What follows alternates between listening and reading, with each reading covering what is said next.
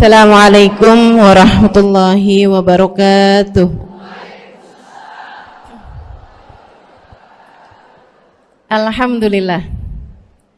Wassalatu wassalamu ala Rasulillah Muhammad ibn Abdillah wa ala alihi wa sahbihi wa man walah. Subhanaka la ilma lana illa ma 'allamtana innaka antal alimul hakim. Rabbi shrah li sadri wa yassir li amri wahlul 'uqdatan min lisani yafqahu qawli. Amma ba'du.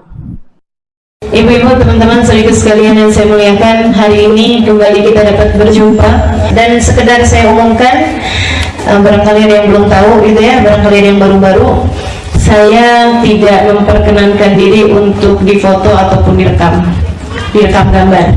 Kalau rekam suara silahkan saja. Barangkali ada yang belum tahu,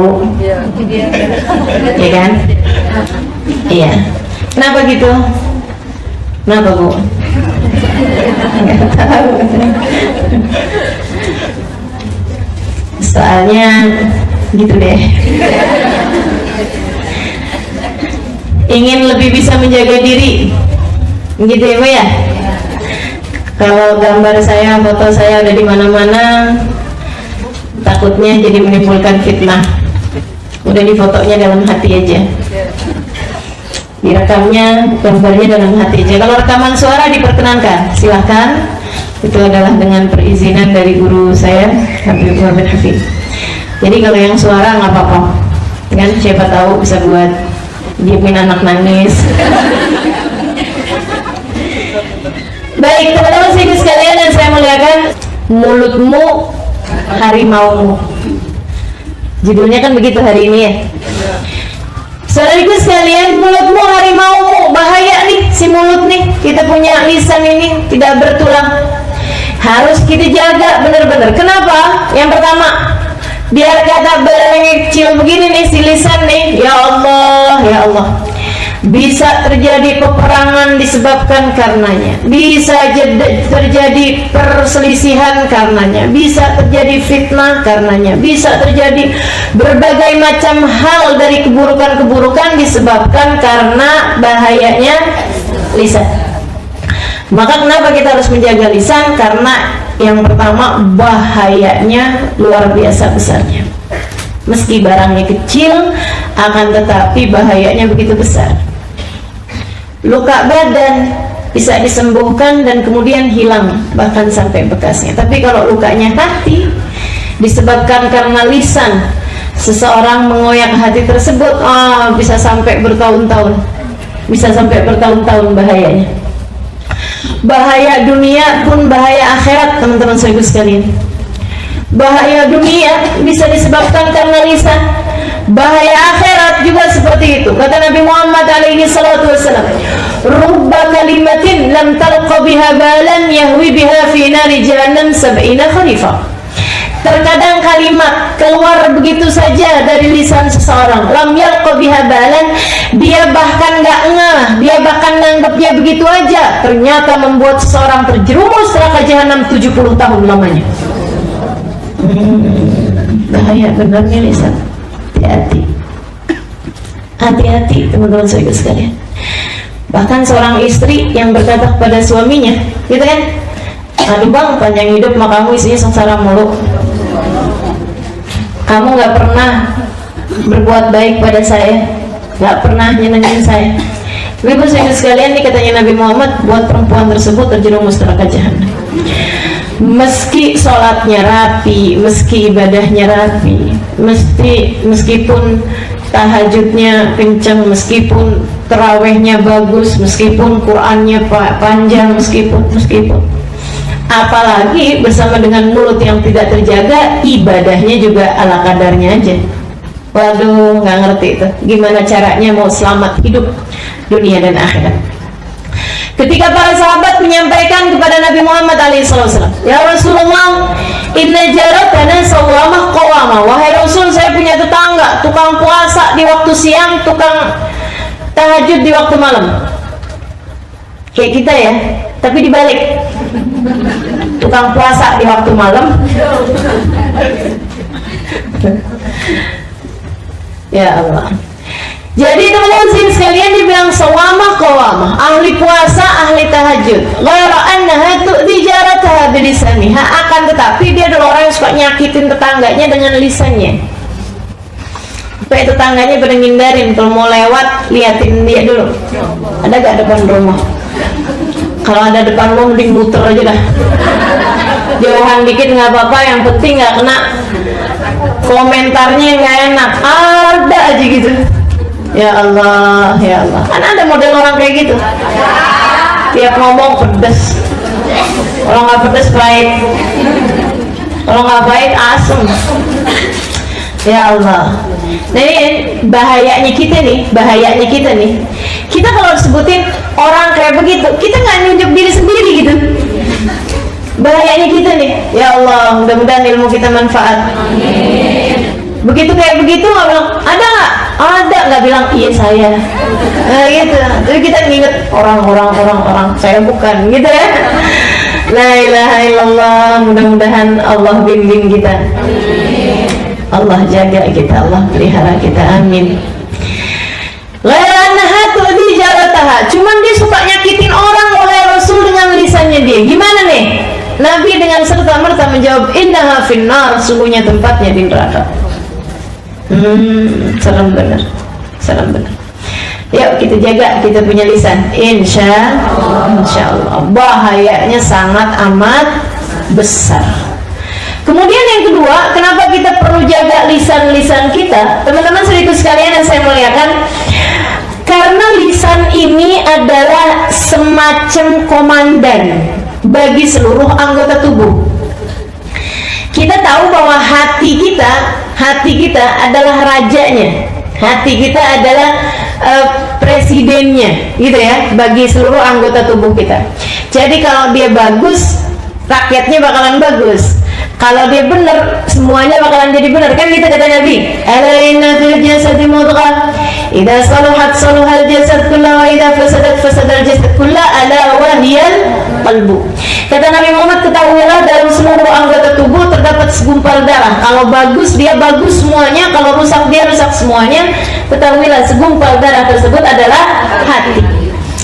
Ini hati ini sumbernya nih, pusat pemerintahan adanya di hati, tapi komandannya adalah lisan. Lisan ini teman-teman saya sekalian, kelihatannya kayak nggak terlalu ngaruh untuk anggota badan yang lain, tapi ternyata nggak gitu. Setiap pagi, idza asbaha as-sabah, kata Imam Ghazali dalam Minhajnya, beliau mengatakan idza asbaha as-sabah, apabila datang waktu pagi, yaqulul a'dha' lil lisan. Semua anggota tubuh ini bilang sama lisan, ya lisan, in istaqamta istaqamna wa in wajajta i'wijajna. Wahai lisan, kami serahkan urusan kami padamu untuk kamu komandani, untuk kamu komando. Kalau kamu lurus, kita lurus. Kalau kamu bengkok, kita bengkok bersama denganmu. Jadi kalau lisannya bilang kanan, anggota tubuh semuanya ikutan kanan. Kalau lisannya bilang kiri, anggota tubuh semuanya bakalan kiri. Maksudnya gimana? Teman-teman sedikit sekalian yang saya muliakan, kalau ingin memperbaiki seluruh anggota tubuhmu yang 7 nih, bukan termasuk hati ya di situ ya. Kalau mau benahi anggota tubuh yang 7, semuanya memang bergantung dari hati, tapi mau ngerjain kebaikan-kebaikan itu juga lisan punya pengaruh yang cukup besar. Kalau dia benar, biasanya anggota tubuh yang lain bakalan benar. Kalau lisan nggak benar, bakalannya seluruh anggota tubuh yang lain nggak benar. Karena lisan ini juga merupakan juru bicaranya hati. Orang kan nggak kelihatan nih, kalau lagi diem kayak begini nih, semuanya nih nggak kelihatan. Baik nggak kelihatan. Apalagi pakai kerudungan semua, tutup aurat semua, gitu ya. Semuanya ke orang baik semua. Amin. Begitu ngomong, baru tuh kelihatan. Alhamdulillah kalau di majlis kan nggak banyak ngomong. saya doakan yang ngomong. Jadi yang ketahuan baik nggak baiknya saya doakan. Ya Allah, ya Allah. Ini nih lisan nih. Kalau dia baik, baik seluruh anggota tubuh. Kalau dia rusak, rusak seluruh anggota tubuh. Ikutan, ngaruh, ketularan. Jadi nih kalau ngomongnya orang tuh setiap kali ketemu orang ngomongin orang. Tiap kali di jalanan kerjanya ngumpat orang. Tiap kali apa aja ngomongnya nggak pernah bagus gitu. Itu nanti liatin aja, mata bakalan ikut nggak bener ngelihatnya, telinga bakalan ikut nggak bener ngelihatnya, kaki bakalan melangkah ke tempat-tempat yang nggak bener, tangan bakalan bergeraknya nggak bener, yang masuk ke dalam perut pun bakalan menjadi sesuatu yang nggak baik. Lisan semuanya, kalau baik baik semuanya, kalau nggak baik semuanya. Makanya teman-teman saudara sekalian, coba perhatikan, kalau pagi-pagi tuh ucapan pertamamu tuh apa? Pagi-pagi. Lagi kalau yang bangunnya terlambat. Sial nih, misal, gitu ya. Udah langsung gue sebetulnya.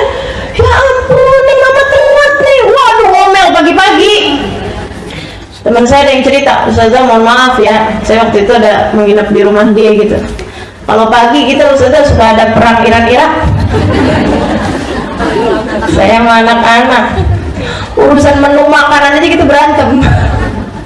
Dia bilang urusan mau sarapan apa nggak sarapan semuanya bisa bikin berantem. Nah ini kita lupa, kita nggak tahu bahwa ternyata kalimat-kalimat di pagi hari akan mempengaruhi sepanjang harimu.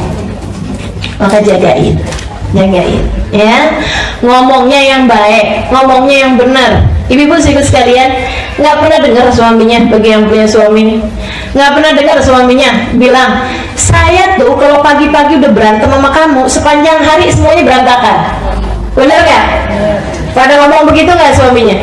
Ya nggak ngomong aja. Maksud saya bukan berarti nggak begitu, ya nggak ngomong pasti kayak gitu juga. Cuman masalahnya dia nggak ngomong gitu, karena semuanya kayak begitu. Kita sendiri deh, nggak usah yang lain-lain, kita sendiri. Kalau pagi-pagi udah berantem sama suami, berantem sama anak gitu, sepanjang hari bakalan berantakan apa nggak harinya? Berantakan. Kayak jagain lisan, jagain lisan. Baik, yang ketiganya, kenapa kita perlu jagain lisan? Teman-teman sekalian, amalan kita dikit, jaga amalan tersebut dengan cara kita benerin lisan. Sekali lagi alasan pertama kita perlu benerin lisan karena satu, bahayanya besar sekali. Yang kedua, kalau dia benar seluruh anggota tubuh. Yang ketiga, amalan kita dikit, jaga amalan tersebut dengan kita jaga lisan. Karena begitu kita nggak jaga lisan, teman-teman saudara sekalian, maka kita sama kayak orang lagi ngelemparin anak-anak panah. Kita sama aja kayak lagi punya anak panah nih, dikit, udahlah dikit kita lempar-lemparin, kita kasih-kasihin orang. Gitu. Jadi sayangin amal-amal kita. Setiap kali kita ngomong nggak bagus sama orang, itu kita lagi lemparin kebaikan-kebaikan kita, terutamanya ghibah. Orang tuh kalau kita gibah, kita nih kalau berghibah, teman-teman sekalian, lagi transfer pahala kepada orang lain. Lagi transfer pahala kepada orang lain. Nabi Muhammad cerita, kata Nabi Muhammad, araftum manil muflis, tahukah kalian siapa orang yang muflis, orang yang bangkrut? Sahabat bilang, yang punya duit lebih sedikit daripada jumlah utang, wahai Rasul. Kenapa bangkrut? Iya nggak? Bu, daripada dagang. Kita kalau punya uang, punya aset lebih sedikit daripada jumlah hutang yang kita punya, namanya kita adalah orang bangkrut. Kata Nabi Muhammad SAW, oh iya, itu bangkrut menurut kalian. Terus bagaimana menurutmu, Rasul? Nabi cerita, orang bangkrut adalah orang yang datang di hari akhirat nanti bawa pahala segede gunung. Diseret-seret pahala itu dengan perasaan bangga di padang mahsyar. Sampai kemudian datanglah hari perhitungan. Faja'al ghurama, datanglah kemudian para penuntut. Datanglah para penuntut. Dia bilang sama malaikat, wah ya Allah, mereka bermunajat pada Allah, ya Allah, orang ini pernah ngomongin saya waktu di dunia. Ya Allah, orang ini pernah fitnah saya waktu di dunia. Ya Allah, orang ini pernah nyakitin saya waktu di dunia. Ya Allah, dia pernah ngomong kasar sama saya waktu di dunia. Ya Allah, dia pernah bohongin saya waktu di dunia. Ya Allah, dia pernah bolimin saya waktu di dunia. Allah kemudian bilang, ambil pahala dia seukuran keboliman yang telah dia lakukan. Jadi ngambilin tuh. Ada yang ngambil dikit, ada yang ngambil banyak, seukuran sama pekerjaan sama keboliman dia yang dia lakukan di dunia. Udah habis amalnya kemudian, sampai habis gunung amalnya dia, masih ada orang nyempil datang lagi. Ya Allah, dia pernah ngatain saya waktu di dunia, ya Allah. Tolong ambil pahalanya, udah habis ya Allah, taruh dosa kamu buat dia. Itu muflis, namanya orang bangkrut. Ini kalau bawa pahala segede gunung. Kebayang kalau kita udahlah amal kita dikit, kemudian keboliman kita mau orang banyak, kerjaannya tiap hari ngomongin orang, tiap hari ngata-ngatain orang. Ya Allah, di hari akhirat nanti apa nggak bangkrut double kita? Apa nggak bangkrut sampai ke ujung kita? Ya Allah, ya Allah. Maka sayangi lisanmu, sayangi amalmu, jagalah lisanmu. Sayangi kita punya amal yang udah tinggal dikit ini dengan cara kita jaga benar-benar lisan kita, insya Allah. Kemudian teman-teman saya sekalian, jagain apa tadi? Amal kebaikan, karena amal kebaikan kita sedikit. Hal terakhir, kenapa kita perlu jaga lisan-lisan kita? Malu sama siapa? Sama malaikat. Malu sama Allah. Allah As-Sami, Allah Maha mendengar. Malu sama malaikat, terutamanya malaikat Raqib dan Atid. Malu saudariku sekalian sama diri kita sendiri, sama semua manusia. Malu sama Nabi Muhammad. Karena semua yang kita lakukan, semua yang kita ucapkan, bukan begitu aja kalimat keluar dari lisan-lisan kita, akan tetapi semuanya ditulis, terutamanya malu sama malaikat Raqib, sama malaikat Atid. Katanya Habib Ali Habsyi, 100 tahun yang lalu ya, beliau bilang, ya Allah, nih orang-orang nih ya, pada kurang ajar. Kurang ajar gimana, Beb? Kata muridnya, kurang ajar sama malaikat. Malaikat disuruh nulisin keburukan-keburukan dia mulu. Malaikat didiktein sama dia kalimat-kalimat jelek mulu. Sampai ada orang yang malaikat Raqibnya nganggur, malaikat Atid yang kerja. Ya Allah, saya baca kalamnya Habib Ali Habsyi kayak begitu, saya banget ini. Sedihnya. Malaikat Raqibnya nganggur, yang nyatetin kebaikan dan pahala. Malaikat Atid nggak kelar-kelar. Ya Allah, teman-teman serius sekalian, kebayang nggak sih kata-kata kita tuh semuanya ditulis sama malaikat. Malaikat nih makhluknya Allah yang mulia loh. Allah Subhanahu wa ta'ala perintahkan buat nyatet kita punya omongan. Kebayang nggak kayak apa ruwetnya malaikat yang disuruh nyatet amal ucapan-ucapan kita. Kalau yang disuruh nyatetin ucapannya ulama, ucapannya kasihnya Allah, yang keluar zikir, yang keluar Quran, ya kan? Yang keluar kalimat-kalimat yang baik. Saya bayangin nih, yang nyatet malaikat bagian pencatatnya Habib Umar bin Hafid, girang bener. Dari pagi sampai malam ucapannya bagus semua. Yang disuruh nyatetin Huwa bener, girang, malaikat senang bener. Giliran yang disuruh nyatet maling-maling terus. Disuruh mencatat dirimu, malaikatnya, ya Allah, ini kata-kata gak jelas semuanya, sumpah serapah, ngomongin orang, ejekan sama orang lain. Inna lillahi wa inna ilaihi rajiun. Malaikatnya kapan kelarnya sini orang gitu. Saat kita lagi ngomongin orang, malaikatnya ampun nih anak nih, ya Allah, Ya Allah, ya Allah, ya Allah. Gitu, disumpahin kita sama malaikat. Disumpahin kita sama malaikat. Makanya begitu ruhnya keluar, malaikatnya bergirang. Malaikat Raqib sama malaikat Atid girang bener begitu ruhnya keluar, meninggal dunia. Alhamdulillah, ya Allah, keluar dari urusan sama dia nih. Gitu. Tinggalan malaikat yang kemudian bawa ruhnya. Mereka bawa ruhnya dengan penuh rasa kebencian sama orang tersebut. Ya Allah, jauhkan dia dari rahmat-Mu, ya Allah. Begitu ditanya sama malaikat penjaga langit pertama, siapa yang kamu bawa? Siapa kamu, apa yang kamu bawa? Saya malaikat, apa yang kamu bawa? Ruhun khabithah min jasadin khabith. Kami bawa ruh yang jelek dari jasad yang jelek. Jasadnya sampai ikut-ikutan kena. Walaupun jasadnya waktu di dunia perawatan, walaupun jasadnya waktu di dunia bentuknya bagus kayak apapun, begitu perbuatan yang dia tuliskan adalah jelek, amal perkataan yang dia tuliskan jelek, nah itu ikut-ikut kebawa jelek juga. Malu kita nih ya. Makanya mesti jagain lisan-lisan kita agar kita tidak merasa malu, terutama sama malaikat-malaikat yang mulia. Sebab ma yalfidu min qawlin illa ladaihi raqibun atid. Tidaklah seseorang mengucapkan satu ucapan kecuali akan ditulis sama malaikat Raqib dan malaikat Atid.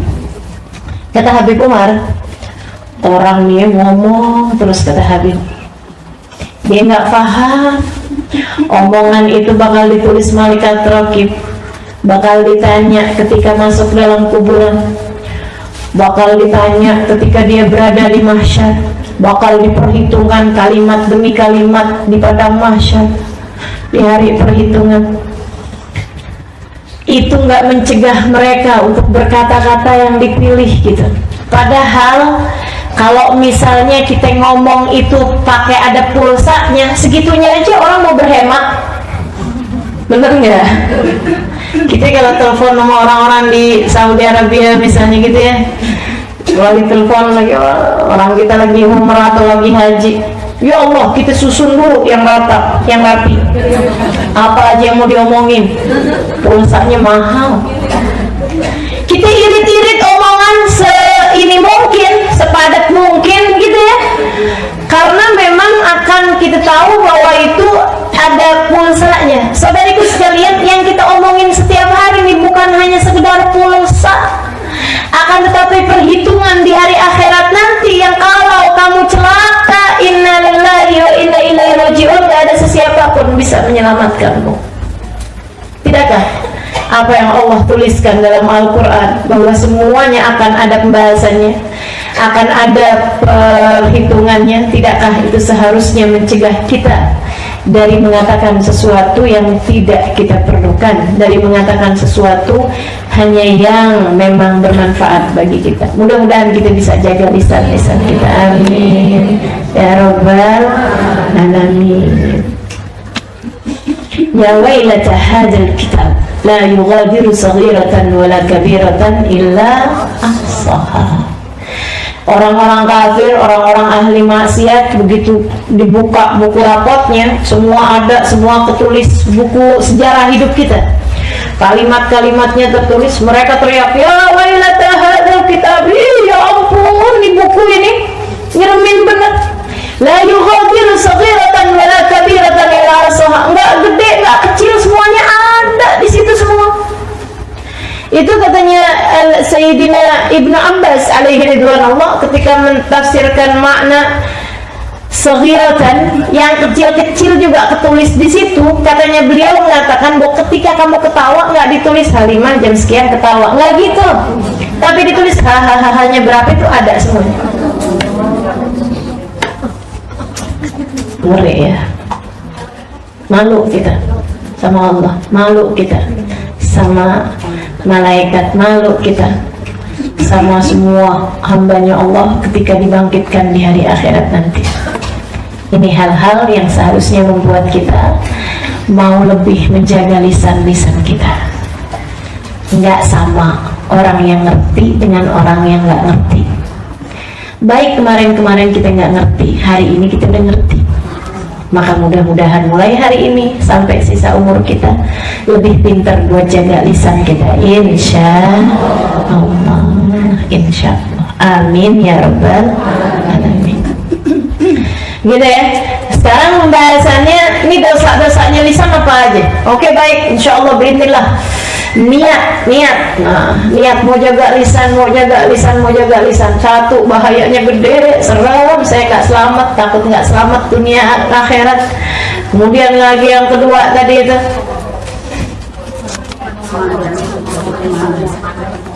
iya, kepengen bisa jaga lisan biar anggota tubuh juga jadi lebih gampang untuk kita jaga juga, karena semua anggota tubuh tergantung lisan sebagai komandannya. Kemudian yang ketiganya, jaga amal kita, karena amal kita kecil sedikit, kita nggak mau jadi orang bangkrut di hari akhirat. Dan yang berikutnya adalah kita malu mau Allah Subhanahu wa taala, malu sama malaikat-malaikatnya Allah, kita harus jaga lisan-lisan kita. Baik, kalau gitu niat mau jaga lisan, dijaganya dari apa? Satu, teman-teman sekalian, yang paling berbahaya dari dosa-dosanya lisan, al-kadzib, bohong. Niat dari sekarang nggak mau bohong, gitu, nggak mau bohong. Tapi kemudian bohong lagi, Ustazah, niat lagi, taubatin yang itu, gitu ya. Kalau perlu tiap kali kita bohong, kita harus omongin sama orang tersebut yang kita bohongin, kita susulin, maaf ya tadi itu bohong saya, gitu. Sehingga nantinya jadi nggak kebiasaan.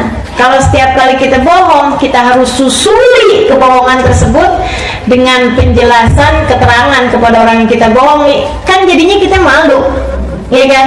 Sehingga akhirnya ke depan-depannya nggak bohong. Karena teman-teman saya sekalian, ini bohong nih perkara yang kelihatannya kecil padahal gede. Nabi pernah satu ketika ditanya, ya Rasulullah, ayashrabul mu'min al-khamr? Rasul, orang muslim ada nggak yang minum minuman keras?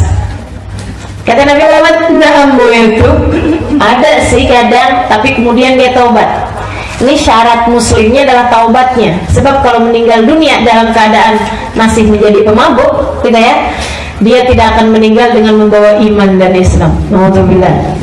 Namun itu kata Nabi Muhammad, ya Rasulullah, yaznil mu'min, orang muslim, orang mukmin ada nggak yang berzina?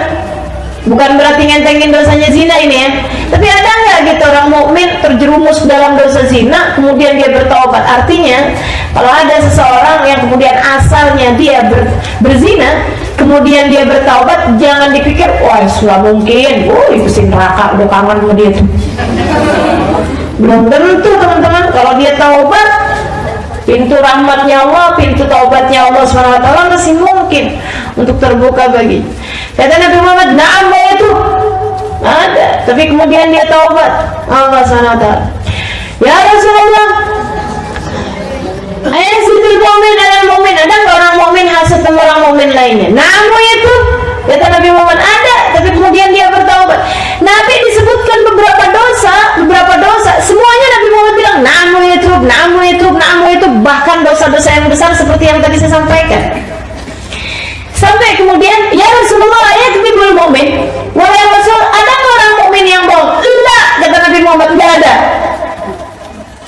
Innama yaftaril kadhiba alladziina la yu'minuuna billah, karena hanya orang yang tidak beriman kepada Allah yang bisa ngarang-ngarang cerita, yang bisa bawa-bawa cerita, yang bisa bohongin orang banyak. Itu hanya orang yang tidak beriman kepada Allah.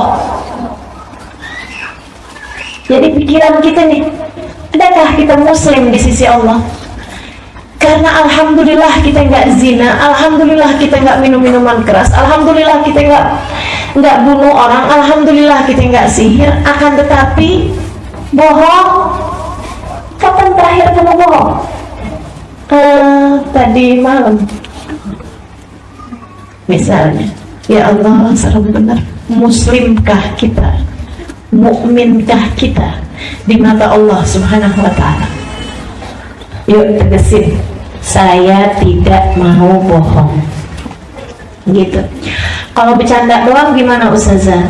Usahakan tidak berbohong bahkan dalam bercanda sekalipun, gitu ya, kecuali kalau orangnya tersebut paham bahwa itu memang adalah kebohongan untuk permisalan aja gitu ya. Nah itu seperti itu nggak masalah. Tapi kalau kemudian memang bohong yang orangnya pahamnya bahwa itu benar terjadi padahal nggak terjadi, ya Allah, luar biasa besarnya. Apalagi kalau bohongnya bawa nama Nabi Muhammad.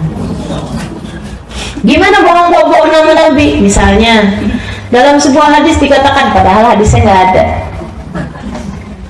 itu bohong tentang Nabi Muhammad. Atau misal tadi malam saya mimpi Nabi, padahal enggak. Misalnya Nabi bilang katanya nyuruh kamu nyumbang. Itu teman-teman sekalian bahaya yang luar biasa. Kata Nabi Muhammad SAW, man kadziba ilayya kidbatan falyatabawa maq'adahu minan nar. Siapa yang membuat bohong, berita bohong tentang aku, sesuatu hal yang tidak aku lakukan, sesuatu hal yang tidak aku ucapkan, falyatabawa maq'adahu minan nar, suruh siapin tempatnya di neraka. Kaplingnya lagi disiapin di neraka. Naudzubillah min dzalik. Hati-hati sama bohong, hati-hati sama bohong, hati-hati sama bohong. Nabi bahkan bercandanya pun nggak pakai bohong, tetap lucu tuh bercandaan Nabi, nggak pakai bohong. Tahu bercandaannya Nabi? Ada orang mau berangkat, izin berangkat, pamitan Nabi berangkat pergi dagang. Nabi kemudian bilang, oh iya silahkan aja. Kamu nanti berangkatnya naik anak unta kan? Dia bilang, enggak lah Rasul, saya naik unta. Masa naik anak unta? Maksudnya saya nggak akan naik unta kecil gitu loh. Masa pergi-pergi mau naik anak unta? Kan orang kebayang anak unta kan kecil gitu. Dia bilang, ya Rasulullah, masa saya pergi naik anak unta? Saya pergi naik unta ya Rasulullah. Nabi kemudian bilang, emangnya unta anaknya kerbau? Iya sih, unta kan juga anaknya unta. Dia kan anak bapaknya ya enggak? Dia anak emaknya gitu. Ya Allah, emaknya siapa? Unta. Iya. Lagi satu orang perempuan, dia bilang, ya Rasulullah, udah habis dia nanya-nanya gitu. Nabi kemudian bilang, oh iya, suamimu siapa? Fulan bin Fulan ya Rasulullah. Kirim salam ya sama suami kamu yang ada item-item di matanya itu kan. Sepanjang jalan dimikir gitu. Begitu nyampe suaminya dia lihat, bang sebentar bang, lihat matanya bang. Katanya suaminya, emang kenapa? Nabi Muhammad bilang suamimu yang ada item-item di matanya kan. Dia pikir maksudnya di putih-putihnya ada item-itemnya gitu. Katanya suaminya, ya iya bang, masa menurut kamu mata saya putih semua gitu. Ini bercandanya Nabi Muhammad nggak pakai bohong. Nabi Muhammad bercanda tetap lucu ya, nggak garing. Nabi satu ketika makan kurma barengan sama sahabat gitu. Akhirnya kemudian Sayyidina Ali bin Abi Thalib mau bercandain Nabi Muhammad alaihissalam. Jadi ini Sayyidina Ali gitu ya, dia makan kurmanya itu bijinya tuh ditaruhin di tempatnya Nabi Muhammad. Kayaknya Nabi Muhammad yang makan paling banyak gitu kurmanya gitu ya. Dia taruh di tempatnya Nabi gitu, bercanda. Makanya emang nggak baik ya, orang kaku sampai semua orang nggak berani gitu. Nabi tuh nggak kayak begitu loh, sahabat bercanda sama Nabi Muhammad alaihissalam. Taruh Sayyidina Ali nih. Nah, belum Sayyidina Ali ngomong, misalnya kayak Nabi makan kurmanya paling banyak ya, itu sambil ngelirik-lirik sahabat. Belum, dia nggak ngomong gitu, masih baru lirik-lirik sahabat gitu. Nabi makannya paling banyak kurmanya. Nabi udah keluar, liatin Ali, kata Nabi Muhammad, liatin Ali, kayaknya dia makan kurma sama bijinya. Soalnya di depannya kan ada bijinya. Alaihi salatu wassalam. Nyenengin Nabi itu ya bercandanya, nggak pakai bohong teman-teman sekalian, nggak pakai bohong. Alaihi salam. Mudah-mudahan Allah Subhanahu wa taala kasih kepada kita kemuliaan akhlaknya Nabi Muhammad alaihi salam. Ma kadib qattul hayati Nabi Muhammad nggak pernah bohong sekalipun seumur hidupnya, bahkan untuk urusan darurat sekalipun. Urusan darurat Nabi nggak pakai bohong. Teman-teman jadi sekalian yang saya muliakan, Nabi Muhammad misalnya urusan darurat kayak apaan tuh, yang padahal tempat tersebut tuh udah boleh bohong, itu segitunya Nabi nggak pakai bohong. Nabi pernah satu ketika sebelum beliau jadi Rasul, sebelum Nabi Muhammad diutus menjadi Rasul, lagi zaman-zaman umur gitulah 30-an tahun barangkali. Satu ketika Nabi lagi berdiri di satu tempat di pengkolan jalan gitu ya. Nabi lagi nungguin seseorang, Nabi diri di situ. Ada orang lari-lari. Dia kemudian bilang kayak begini, Muhammad, Muhammad tolongin saya, Muhammad, Al-Amin tolongin saya, Al-Amin. Kata Nabi, kenapa? Saya dikejar orang karena dikira saya bunuh, mereka mau bunuh saya balik. Ada orang mau bunuh saya, ada sekelompok masyarakat mau bunuh saya. Mereka bilang saya bunuh orang, jadi kan dibunuh lagi tuh. Padahal saya enggak, katanya gitu. Yang nggak tahu dia beneran bunuh apa enggak, tapi bagaimanapun kan ya orang harus diselamatkan, ya kan? Urusannya nanti jangan main hakim sendiri gitu maksudnya. Dia kemudian lewat jalanan tersebut, Nabi Muhammad bilang, ya akan saya tolongin kamu gitu maksudnya. Dia masuk, kemudian nggak lama ada orang lewat di situ. Nabi habis di jalan tuh, Nabi yang asalnya berdiri duduk. Kemudian orang-orang pada datangan gitu ngejar dia juga gitu kan. Muhammad, Muhammad, kamu lihat nggak ada orang begini yang tadi tuh? Nabi jawabnya kayak gini, mundu majelis tuh fala, sejak saya duduk di sini saya nggak lihat.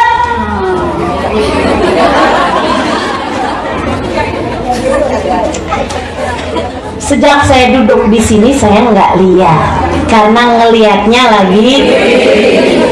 Segitunya dalam keadaan darurat. Nabi Muhammad nggak pakai bohong, teman-teman saya sekalian. Nah, tapi jangan kemudian ini darurat nih, saya cari cara dah bahasa. Nggak gitu juga ya. Lagi kemudian baru bangun tidur gitu, temennya udah nanya gitu, kamu gimana nih? Kita tidur lama nih, kan hari ini jadi oh iya lupa. Dia kemudian jalan ke kamar mandi, dibilang di jalan menuju kamar mandi maksudnya. Darurat saja, darurat apaan? Ya darurat itu namanya. Dulunya nanya OTW gitu ya, OTW kamar mandi maksudnya. Itu bohong kalau itu bukan darurat. Dari sekalian jangan biasakan, jangan biasakan itu. Jadi saya kalau ditanyain sama orang kan, Ustazah udah sampai mana? Karena tempatnya nih masih jauh nih padahal. Ustazah sekarang udah sampai mana? Saya bilang depan mobil kijang hijau. Nggak ketahuan ada di mana kan? Serius nih Ustazah sampai mana? Sampingnya truk. Pokoknya yang penting jangan sampai bohong. Kita usahakan, kita niatkan dalam keadaan apapun, mendingan jangan bohong. Kenapa? Teman-teman sekalian, itu tadi iman kita bermasalah nih kalau kita suka bohong. Iman kita bermasalah. Kemudian yang keduanya lagi, mesti biasanya kebohongan itu akan disusul dengan kebohongan yang lain. nih. Indal abad la yakdzib. Seseorang kemudian bohong tersebut kemudian ngajakin dia buat bohong selanjutnya hatta yuktab indallahi kadzdzaba, sehingga dia ditulis di sisi Allah Subhanahu wa taala sebagai tukang bohong. Fawailul lil mukadzibin. Celaka orang yang selalu berdusta. Celaka kata Allah. Ngeri benar. Makanya teman-teman sekalian, kita jagain bohong kita itu, jangan sampai kita bohong, sehingga kita nggak harus tutupi itu dengan kebohongan. Kayak bohong yang mak-mak nih seringnya nih. Saya tahu lagi nyuci baju suaminya ada yang kresek-kresek di saku, pas dilihat 100-an ribu, kayak jadi lupa. Kita beliin dah lipstick, dibeliin barang, suaminya nanya, nggak kelihatan saya 100.000 di saku. Enggak. Bohong kan? Kok bisa ya? Saya inget banget ada duit saya tuh 100.000 di saku. Lupa kali kamu. Udah kamu jajanin kali, bohong lagi. Yang nyuci kemarin siapa? Kalau kemudian yang nyuci orang lain, si ini, jangan-jangan dia, Allah, jadi akhirnya panjang. Padahal bilang aja, ya ampun bang, saya kirain abang lupa. Udah saya beli lipstick bang, kan buat saya dandan depan abang juga. Beres-beresan. Jadi teman-teman seribu sekalian, nggak harus bohong pokoknya, nggak harus bohong. Usahakan selalu jujur dalam segala sesuatu, sehingga kamu gak harus nutupinya lagi dengan kebohongan. Nabi pernah sangat marah kepada Sayyidah Asma binti Abi Bakar, adalah seorang sahabat yang luar biasa. Datun mitaqain, kata Nabi Muhammad, pemilik 2 sabuk, karena dia tuh yang nyampein makanan kepada Nabi waktu Nabi Muhammad sembunyi di gua Tur, waktu Nabi Muhammad hijrah ke Madinah. Nabi sangat sayang kepada beliau, kakak ipar, ya. Dia adalah kakaknya Sayyidah Aisyah, kan gitu ya. Dia menikah dengan sepupunya Sayyidah Khadijah, yaitu Zubair bin Awam, punya anak Abdullah bin Zubair. Satu ketika Sayyidah Asma nih, Nabi lihat gitu ya, Nabi lihat, dia kemudian bilang begini, "Tani Abdullah, batik kada, nak sini deh, nak sini nak, ngomong sama anaknya. Nanti mama kasih ini gitu. Nanti mama kasih ini gitu." Nabi kemudian berkata sama Asma, "Ya Asma, idza aradti an tu'ti fala bas." Asma, kalau kamu emang benar mau ngasih dia sih nggak apa-apa. Tapi kalau enggak Asma, kamu sebenarnya nggak mau ngasih dia, cuman mau biar dia datang, gitu ya. Kamu janjiin sesuatu. Ibu-ibu sih yang saya liatin seringnya kayak gini, "Jangan nangis nak, jangan nangis, nanti mama." Nah tuh. Kalau emang beneran sih nggak apa-apa. Nanti mama beliin kamu pesawat. Pesawatan. Gitu ya. Itu kalau emang kita niat mau beliin dia pesawatan gitu, nggak apa-apa. Tapi kalau misalnya enggak, katanya Nabi Muhammad, "Fakot kadibti, kamu udah bohong. Walam tibnakil kadib, dan kamu udah ngajarin anakmu bohong.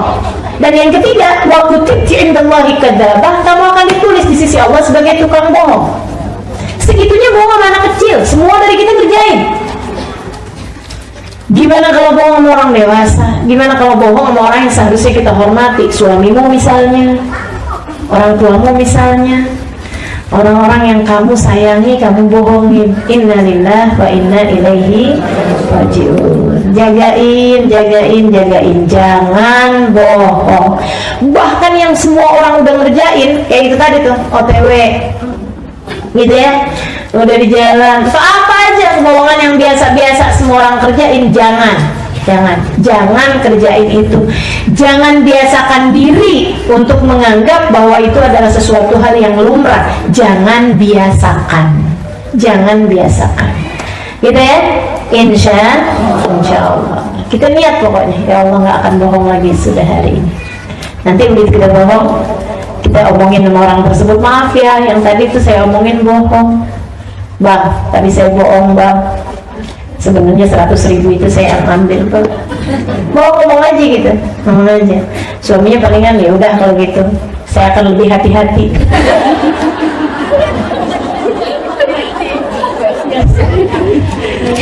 Ya Allah, gitu ya.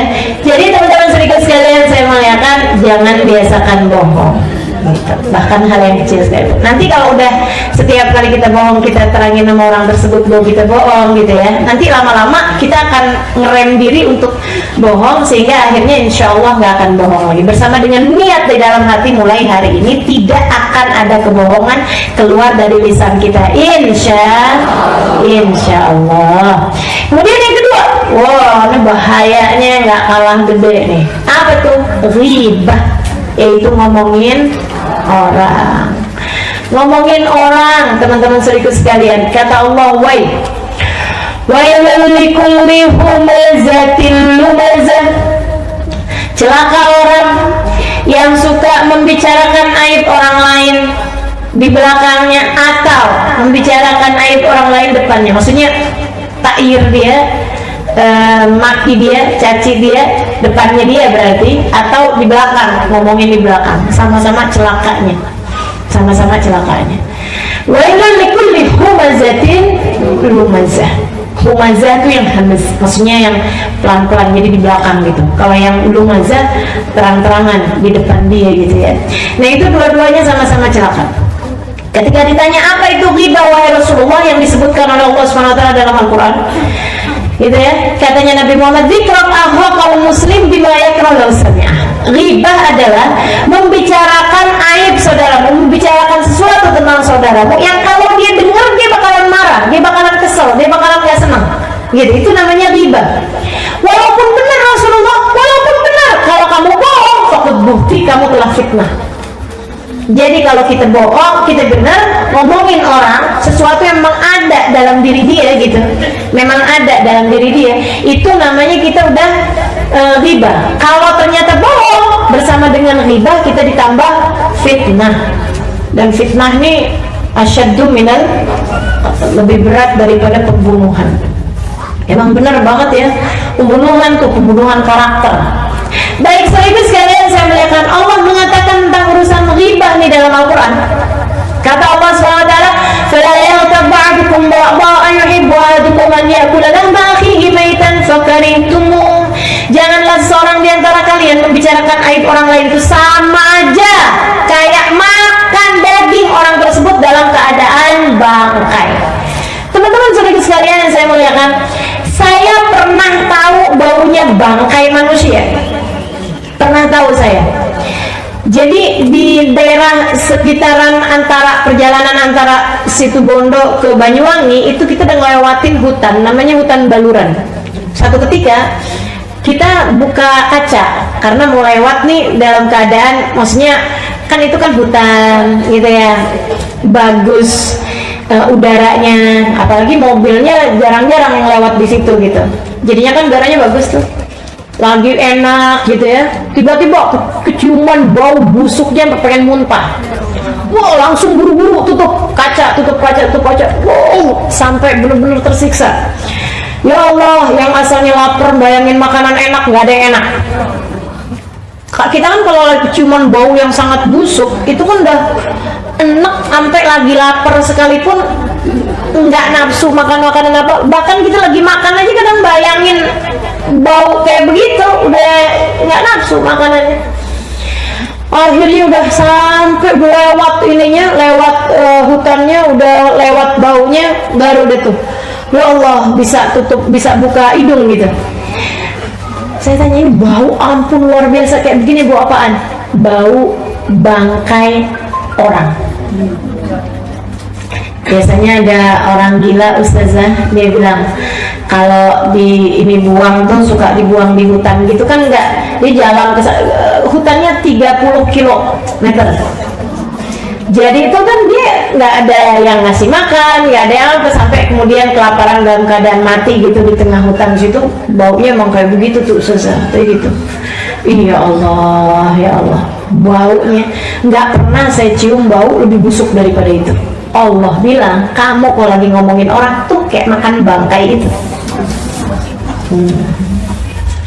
Kira-kira nih ya, kalau ada orang cakep, bener, cakep, alisnya kayak bulan sabit, ininya bulu matanya anti kiamat, nggak cuma anti badai lagi nih kayaknya ya. Kiamat sekalipun nggak bisa bikin bulu matanya. Misal gitu, wah udah cakepnya luar biasa gitu ya. Begitu dia ngomong, bau busuk dari mulutnya kayak habis makan bangkai. Ada yang betah nggak dekat sama perempuan kayak begitu? Nggak ada. Ini kata Allah SWT, demikian kamu setiap kali habis ngomongin orang, bau mulutmu itu kayak habis makan bangkai. Makanya kenapa ghibah batalin puasa? Karena makan bangkai, teman-teman saya sekalian. Ini yang diceritakan Nabi Muhammad SAW. Ketika satu waktu Nabi memerintahkan semua orang Madinah buat puasa, semuanya puasa, dan ketika kemudian waktunya buka, Nabi Muhammad bilang, jangan ada yang buka kecuali dengan izin saya. Waktu maghrib semua orang dapat izin buka kecuali 2 orang perempuan. Nabi diem aja waktu mereka izin berbuka. Sampai kemudian mereka malu untuk ngomong sama Nabi. Ada laki-laki dimintain tolong dong sampein sama Nabi, kita boleh buka apa enggak?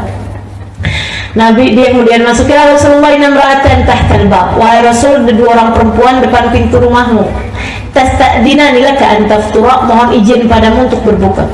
Nabi Muhammad bilang, bawa baskom, ambilin baskom, bawain baskom. Kenapa Rasul? Murhuma anta tegaya fi hadzal wi'a, suruh 2 orang perempuan tersebut muntah di tempat ini.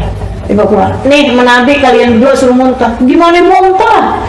Kita kan puasa sepanjang hari ini. Yang ada kita lagi lapar minta izin buat masukin makanan, bukannya kemudian malah ngeluarin makanan dari perut. Dibilang saya juga nggak ngerti, tapi yang saya pahami Nabi itu mayantiqu anil hawa in huwa illa wahyun, nggak pernah berbicara apa yang dia inginkan, akan tetapi semua ucapannya adalah wahyu dari Allah SWT. Ya muntah. Yang satu mungkin keluar daging busuk, darah, nanah, busuk luar biasa. Wah, sampai dianya sendiri tuh kebauan, kebusukan. Dianya sendiri sampai tutup hidung gitu. Habis dia, kemudian yang satu lagi kayak gitu, keluar lagi kayak begitu juga. Dia pakai tangan sebelah bawa tuh baskom, tangan sebelahnya lagi tutupin hidung si laki-laki ini, masuk ke dalam rumah Nabi. Ya Rasulullah, keluar begini ya Rasulullah. Muntah dia. Katanya Nabi Muhammad, "Innahuma samata ma halallahu lahuma wa aftarata bima yahrumu alaihima." 2 orang perempuan tersebut puasa nggak mau makan barang halal bagi mereka, tapi mereka batalin puasanya dengan makan barang haram. Makan barang halal, kita kan nggak mau makan nasi uduk, padahal halal. Nggak mau minum kopi, padahal halal, karena kita lagi puasa, kan gitu ya. Akan tetapi orang ini, katanya Nabi Muhammad, membatalkan puasanya dengan makan yang haram. Apa itu? Makan bangkai. Makan bangkai kan haram. Kenapa bisa begitu Rasul? Jalasat ihdahuma indal ukhra baca. Yang satu ketemu sama yang lain kemudian ngobrol. Udah lama nggak kelihatan si Bono. Ih, nauzubillah dia mampu. Nggak tahu dia bisa cerai sama lakinya, emang pantas kayak gitu. Wah udah diomongin dari Ampes. Kalau anaknya gimana? Apalagi anak, ya ampun dah. Semuanya tuh ya Allah, ya Allah, ya Allah. Ini kita punya lisan memang benar-benar harus terjaga, teman-teman sekalian. Karena kadang-kadang lagi ngomongin orang, bukan cuma orangnya doang yang diomongin, segala rumahnya diomongin, masakannya diomongin, apaannya semuanya diomongin. Inna lillahi wa inna ilaihi raji'un. Katanya Allah dalam Al-Quran, janganlah seorang di antara kalian membicarakan aib orang lain sama kayak makan bangkai daging saudaranya sendiri. Gitu ya. Tapi kalau kamu diomongin sama orang, biarin aja. Itu tadi yang saya bilangin, dia lagi transfer pahala sama kita. Kita malah mestinya terima kasih. Jangan transfer balik. Kamu habis diomongin sama orang, sama si Indah, kamu ngomongin kamu. Dia ngomongin apa sama saya? Katanya kamu begini. Saya mau biarin aja kalau diomongin sama dia. Saya juga tahu dia itu siapa. Dia kan juga bla bla bla. Itu habis ditransfer, dia transfer balik. Nanti kalau nggak lebih banyak, kalau lebih banyak kan jadinya malah hutang. Bukannya dia yang bangkrut gitu ya, malah bukan orang itu yang bangkrut, malah dia yang bangkrut. Abis itu dia ngomong, biarin aja, saya mau diomongin sama dia. Ntar di hari akhirat saya ambilin pahala dia. Padahal balik, dia ngambilin pahala kita karena kita ngomongin dia lebih banyak. Teman-teman sekalian, hati-hati. Jadi kalau ada kita dengar orang habis ngomongin kita, lebih baik cari-cari di rumah hadiah apaan kita kirimin sama dia. Kayak yang dikerjain sama Hasan Al-Basri. Suatu ketika beliau ada yang bilangin, Tuan, kalau habis diomongin sama Fulan bin Fulan, oh gitu, katanya nggak usah. Katanya Hasan Al-Basri, udah nggak usah kamu sebutin apa yang dia habis omongin sama saya. Saya cuma mau tahu rumahnya di mana. Tebet Barat. Samperin sama beliau, tok pintu. Assalamualaikum. Dalam tanya, siapa? Hasan Al-Basri.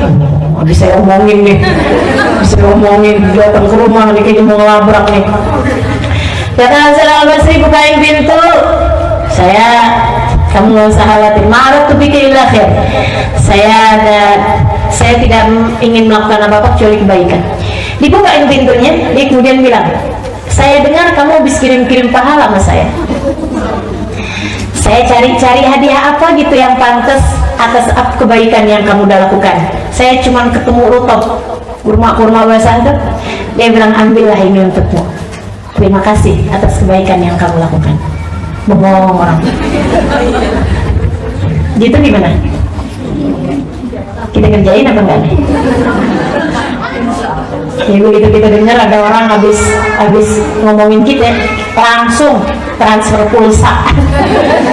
Kasih ya. Saya dengar kamu habis kirimin pahala, jadi saya kirimin pulsa. Bismillah, mudah-mudahan. Bohong.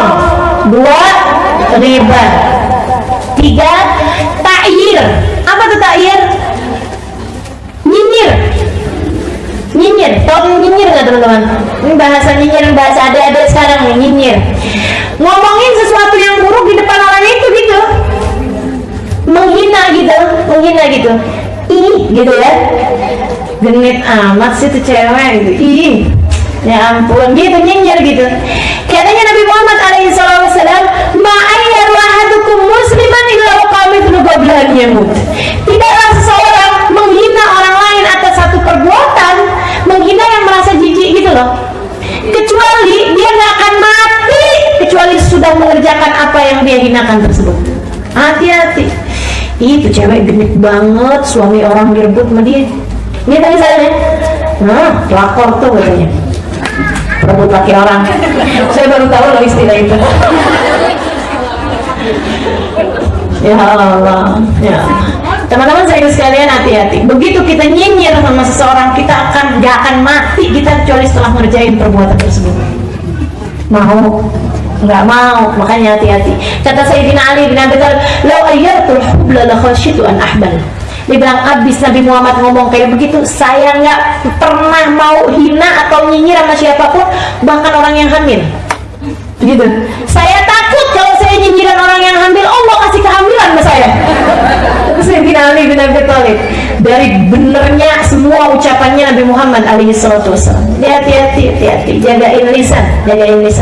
Apalagi kemudian namimah. Apa tuh namimah? Adu domba. Bukan domba sih yang diadu. Kita bawa omongan dari satu orang ke orang yang lain, biar orang tersebut kemudian berselisih paham, gitu ya. Biar orang tersebut ada rasa kebencian. Yang sering terjadi ini di keluarga. Seorang istri ngomong sama mertuanya jelekin suaminya, ntar dia ngomong sama suaminya jelekin ibunya suaminya jelekin mertuanya, sehingga antara anak sama ibu jadi terpisah, jadi rasa ada saling benci gitu. Bang, kamu bang mesti omongin bang sama ibu kamu tuh bang, katanya nggak bisa kerja lah, katanya inilah itulah gitu. Nanti bilang sama mertuanya gitu, mami nggak tahu aja nih anak mami itu kayak apaan.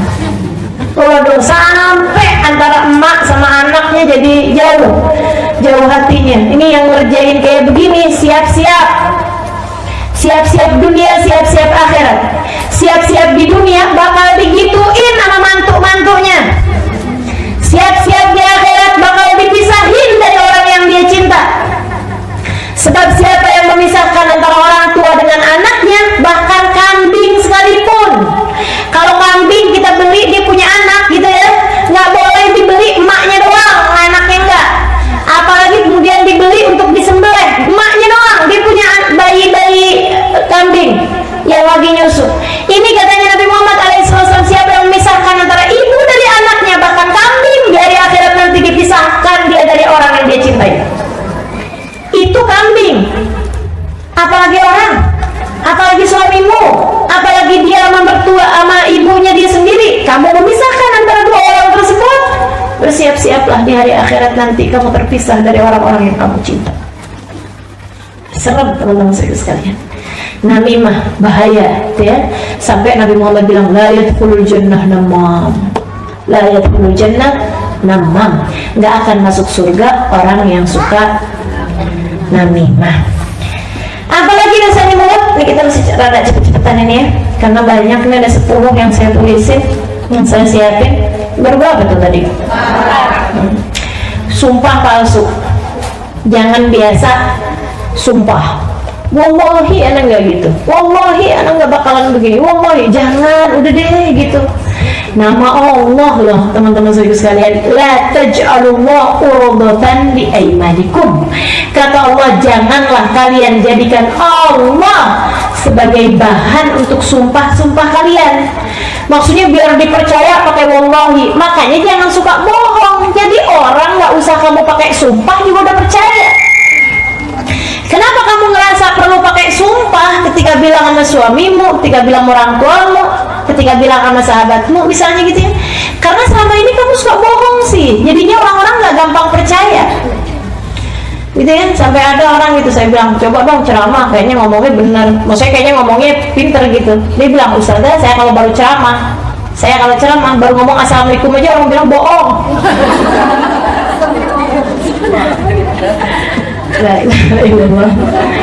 Ya Allah, ya Allah. Jadi gitu, kita nggak akan perlu bersumpah, apalagi pakai nama Allah kalau kita selama ini tidak bohong, gitu ya. Kan seneng anaknya setiap kali kita bilangin langsung percaya, nggak usah pakai cross check karena dia tahu ibunya nggak bohong. Suamimu ketika kamu bilang sesuatu dia nggak perlu cross check karena dia tahu istrinya nggak bohong. Kan enak jadinya, dipercaya sama setiap orang. Yuk kita biasakan sehingga kita tidak merasa perlu bersumpah. Imam Asy-Syafi'i alaihi ridwanullah, kata Imam Syafi'i, ma halaftu billahi qad, saya nggak pernah sumpah dengan nama Allah sama sekali seumur hidup saya. La sadikan wala kadiban, bener aja saya nggak sumpah, apalagi bohong, nggak pernah saya, kata Imam Syafi'i. Kenapa? Ya Allah, nggak pantas banget saya sebagai seorang hamba pakai nama Allah buat kepentingan saya. Gak pantas kan? Demi Allah saya nggak lihat, demi Allah saya nggak begini. Ngapain pakai nama Allah gitu? Jangan teman-teman sekalian. Bener aja nggak perlu kita pakai nama Allah untuk sumpah kita. Masa pantas kita seorang hamba pakai nama Allah Tuhan kita untuk dipercaya sama orang, untuk bisa Allah pakai buat kepentingan kita? Kan nggak pantas. Maka jangan bersumpah. Apalagi kalau sumpah tersebut ternyata nggak benar, pakai nama Allah untuk sumpah palsu. Innalillahi wa inna ilaihi raji'un. Yang berikutnya, saudaraku sekalian saya muliakan, lisanmu jagain dari apaan? Dari buka aibnya orang, dari buka aibnya orang. Itu tadi termasuknya ghibah, buka aibnya orang. Siapa yang buka aibnya orang, Allah bakal buka aibnya walaupun di dalam kamarnya sendiri. Gitu katanya Nabi Muhammad alaihissalam. Hati-hati. Kemudian jaga pula lisan kita dari memuji diri sendiri. Nggak perlu muji-muji diri sendiri sama orang-orang gitu ya. Kamu nggak tahu siapa saya. Emang siapa kamu? Saya juga nggak tahu. Ya Allah, jangan suka muji diri sendiri gitu. Ampun bang, kamu tuh bang, bilang sama suaminya, kamu dolim loh, berbuat jahat sama seorang perempuan solehah seperti saya. Solehah, ya Allah, ya Allah, ya Allah. La tuzakku anfusakum, kata Allah gitu di dalam Al-Quran. Fala tuzakku anfusakum, wallahu a'lamu biman ittaqa. Nggak usah pakai suci-suciin diri kalian, nggak usah suka puji-puji diri sendiri, karena sungguhnya Allah yang udah tahu siapa yang bertakwa di antara kalian. Allah udah tahu kok gitu. Nggak usah pakai suka puji-puji diri sendiri, Allah udah tahu siapa hakikat kita yang sebenarnya. Apalagi kayak begitu ya, kita sungguh-sungguh bertakwa aja nggak pantas buat muji diri kita sendiri, apalagi kalau kitanya sebenarnya nggak takwa, kitanya masih berantakan, kemudian kita puji-puji diri kita kasih tahu saya begini, saya begitu, saya begini, saya begitu. Aduh, rapi-rapiin diri, tutup aib-aibmu dan tutup pula kebaikan-kebaikanmu. Tutup kebaikan-kebaikanmu. Kalau ada kebaikan yang kita kerjain, tutup. Ini teman-teman saudara sekalian, termasuk muji diri sendiri, nulis di status.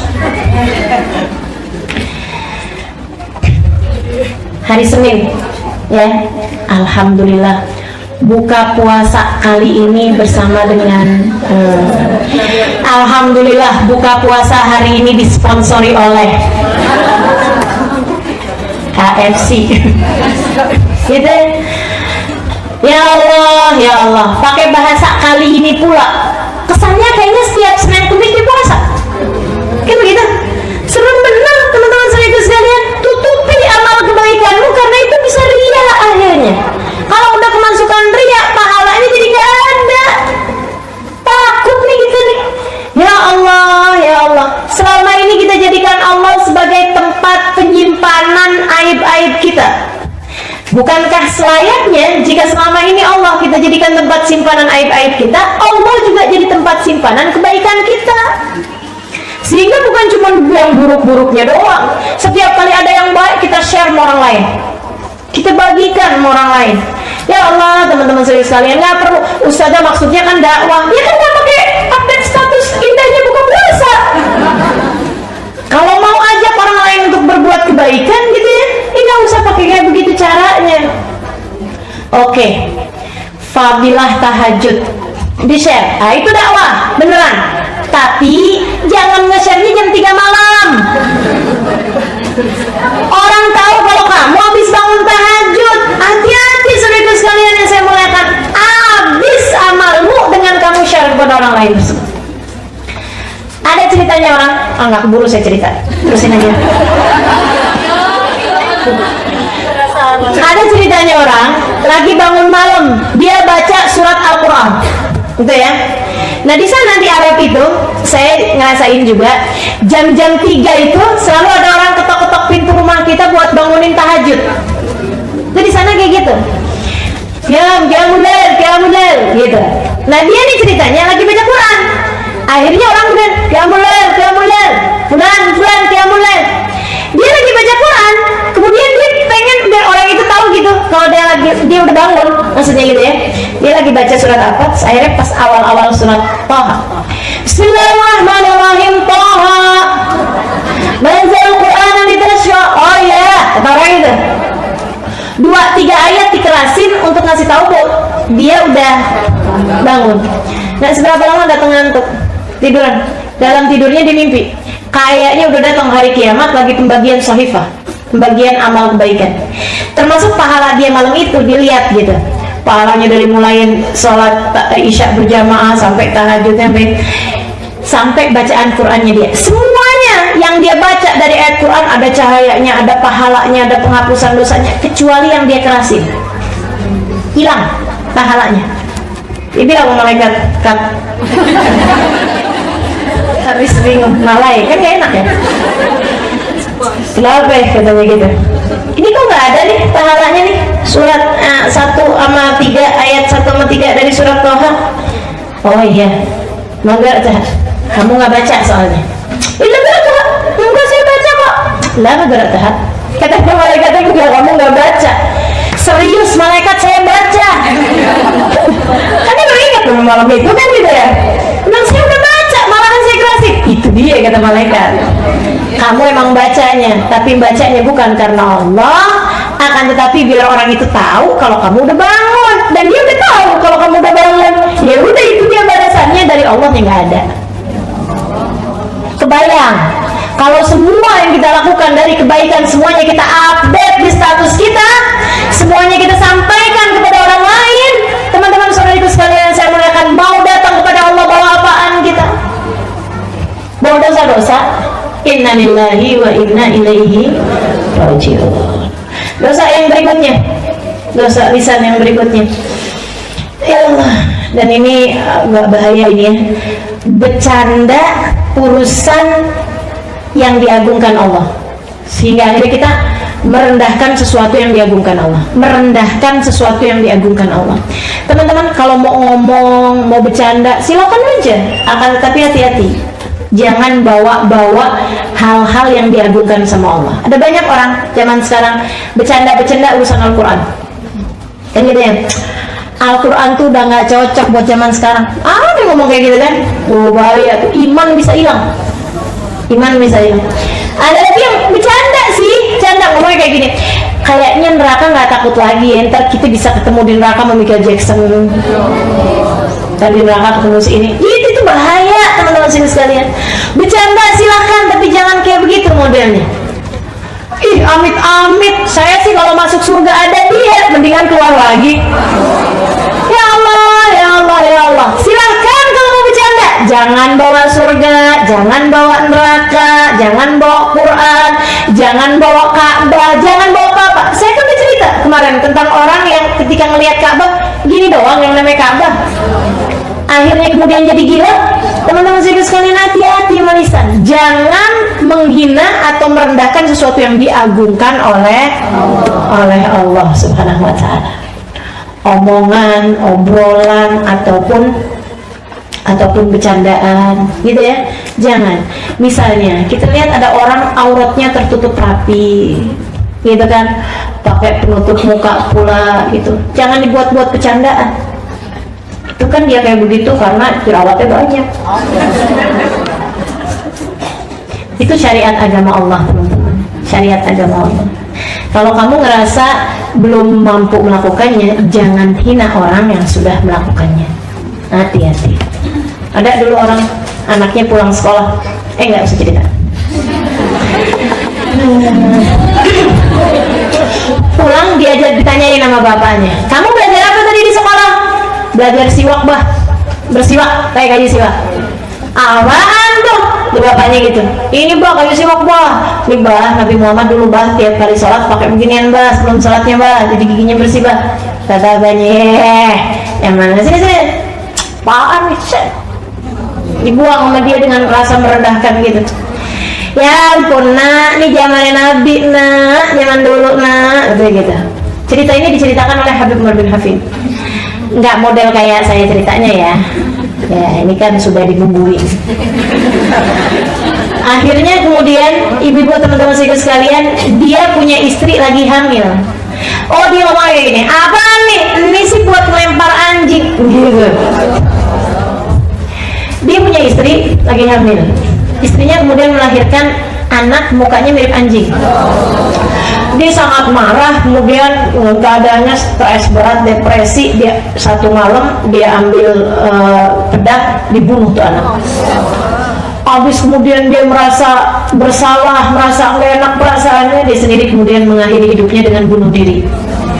Itu zamannya Imam Malik. Imam Malik ketika mendengar cerita itu, katanya Imam Malik, karena dia merendahkan salah satu dari syariat agamanya Allah, ialah bersiwak. Hati-hati ya, pokoknya syariat agama Allah itu junjung tinggi.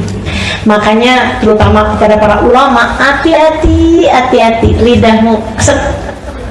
Kita nggak boleh ngomongin orang siapapun, apalagi ulama. Kita nggak boleh ngata-ngatain orang siapapun, apalagi orang hafal Quran, apalagi pendakwah, apalagi benar-benar harus hati-hati. Dosanya double-double teman-teman sekalian, sebab mereka bagian dari syiar agamanya Allah. Yang berikutnya lagi ialah kepo. Apa sih Ustazah kepo? Kalau saya bahasain bahasa Arab nanti nggak ngerti. Bahasa Arabnya fudul. Fudul, bahasa Al-Qurannya tajassus, nyelidikin orang, pengen tahu keadaannya orang, gitu ya. Pengen tahu, pokoknya semuanya harus ditahu, gitu kan. Taunya tapi dicari tuh yang buruk-buruknya gitu.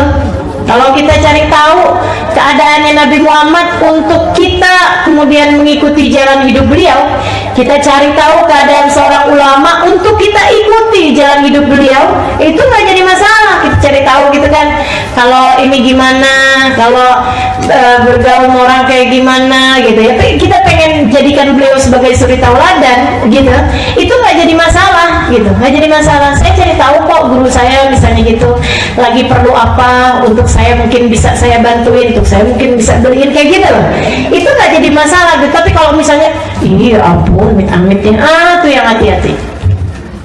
Cari tahu orang lagi berantem nguping gitu ya, tetangga suami sama istri gitu kan, suami istri pengen tahu gitu yang dipakai apa, belanja ke tukang sayur liatin, banyak yang kayak begitu. Banyak nggak? Kita masuk apa enggak? Masuk apa enggak? Masuk. Ya Allah. Sekarang nomor berapa?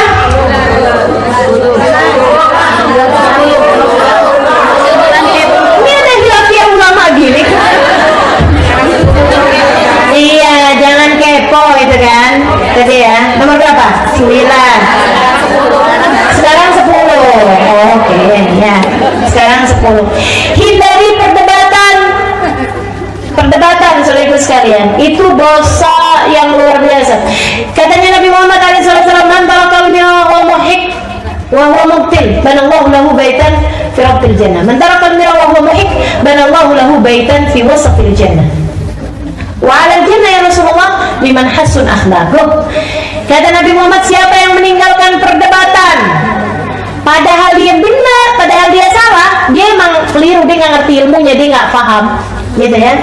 Siapa yang meninggalkan perdebatan padahal dia salah, emang dia nggak ngerti gitu ilmunya, gitu, Allah akan bangunkan bagi dia sebuah rumah di surga yang bagian bawah. Tenang teman-teman, biar kata bawah juga adem.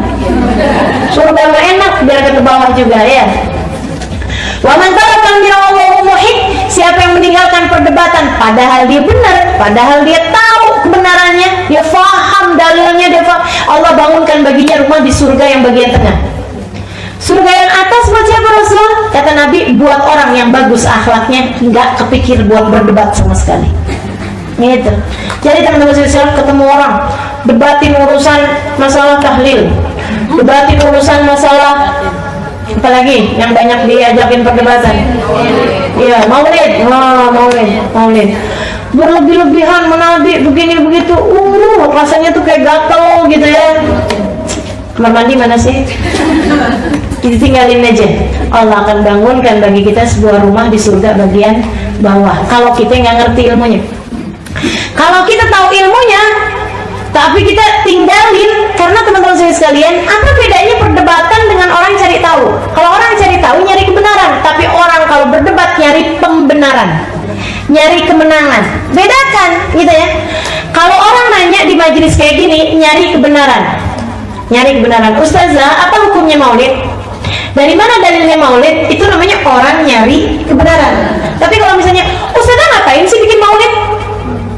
Itu ustazah namanya nyiain nian gitu ya. Nabi itu nggak mau loh. Dari mana tuh dalilnya? Itu tuh bid'ah, bla bla bla bla bla. Itu namanya debat. Kalau ada orang ajakin debat, lana a'maluna walakum a'malukum, melipir aja, menghindar aja. Ustazah, debat nih sekarang nih bukan pakai omongan, ustazah, grup WhatsApp. Iya enggak? Teman-teman, kalau udah grup WhatsApp lagi santer urusan perdebatan kayak begitu, saya sarankan padamu, izin dari saya, left group, tinggalkan grupnya, itu jauh lebih aman. Ya Ustazah, nanti nggak ada yang ngasih tahu dong. Emang kamu udah bisa ngasih tahu? Kamu yang ada bingung. Jadi teman-teman sekalian, tinggalkan, biarin dia sama dia deh kumpulannya. Iya enggak? Biarin, kitanya udah keluar gitu. Kalau ada yang kemudian japri sama kita gitu, grupnya lagi ini nih, lagi hangat banget nih, begini begitu segala macam, lagi panas, ya kita bilangin sama dia, udah deh, buang waktu, buang tenaga, buang pikiran. Mendingan kamu masuk ke tempat kamu sholat, kamu ibadah, kamu baca Quran, jelas pahalanya, daripada perdebatan seperti itu, gitu kan ya? Nah, tinggalkan perdebatan. Jadi teman-teman sekalian, itu. Dan yang terakhir, qauluzur, ucapan-ucapan yang hina, bercandaan-bercandaan yang modelnya kayak mendekatkan kepada perzinahan itu loh. Kan mak-mak suka bicara-bicara tentang, mohon maaf ya, kayak malam pertama, gitu-gitu tuh, hal-hal yang kayak gitu-gitu tuh. Nah, itu hati-hati, lidahmu itu, lisanmu itu, jagain dari hal-hal yang seperti itu. Jangan kamu bawa-bawa buat membicarakan hal-hal yang hina seperti itu. Pokoknya intinya, yang kita nggak mau kalimat tersebut ada di dalam buku rapot kita, buku kehidupan kita, dibuka di hari akhirat nanti kita malu. Tutup lisanmu dari mengatakan yang seperti itu. gitu kan? Yang kita nggak mau ada kalimat-kalimat seperti itu di dalam catatan perbuatan kita, gitu ya. Kita tutup rapat-rapat. Seenggaknya pastikan semua kalimat yang keluar dari lisanmu terdiri dari pastikan 3 hal. Yang pertama, pastikan tidak ada bohong. Yang kedua, pastikan ada manfaatnya, baik manfaat akhirat ataupun manfaat dunia. Kemudian yang ketiga, pastikan kalimat yang keluar dari lisanmu tidak ada orang yang merasa tersakiti dengannya. Gitu kan? 3 hal tersebut. Yang pertama apa tadi? Tidak ada bohongnya. Yang kedua, pastikan ada manfaatnya. Yang ketiga, pastikan tidak ada yang merasa tersakiti. Mudah-mudahan Allah jaga lisan-lisan kita, sehingga kelak lisan kita akan menyaksikan segala kebaikan bagi kita sekalian, insyaallah. Amin ya rabbal alamin. Rabbana zalamna anfusana wa in lam taghfir lana wa tarhamna lanakunanna minal khasirin. Assalamualaikum warahmatullahi wabarakatuh.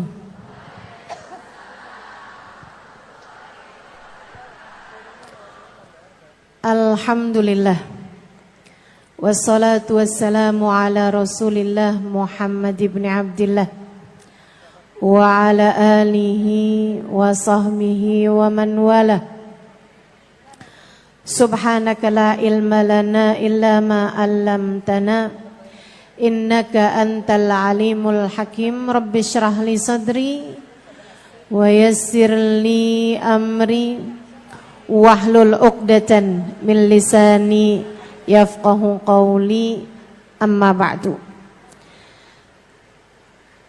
Alhamdulillah, Allah sampaikan juga saya ke tempat ini. Masjidnya Allah Subhanahu wa taala, bait min buyutillah, rumahnya Allah. Mudah-mudahan kita udah disampaikan di rumah Allah di dunia. Allah sampaikan pula ke Baitullahil Haram di Mekkah. Dan Allah sampaikan pula di tempat keridhaannya, surga Allah di akhirat nanti insyaallah. Amin ya rabbal alamin. Rabbi la tukhzini yawma yub'atsun yawma la yanfa' mal wala banun illa man atallaha biqalbin salim. Kata Nabi Ibrahim yang Allah tuliskan dalam Al-Quran, ya Allah, jangan kecewakan aku, jangan buat aku susah pada hari di mana Engkau membangkitkan hamba-hambamu. Nanti di akhirat saat manusia dibangkitkan, ya Allah, jangan buat saya susah, jangan buat saya kecewa. Yauma la yanfa' mal wala banun. Hari yang itu loh ya Allah, hari yang tidak bermanfaat orang bawa harta, hari yang tidak bermanfaat orang bawa anak.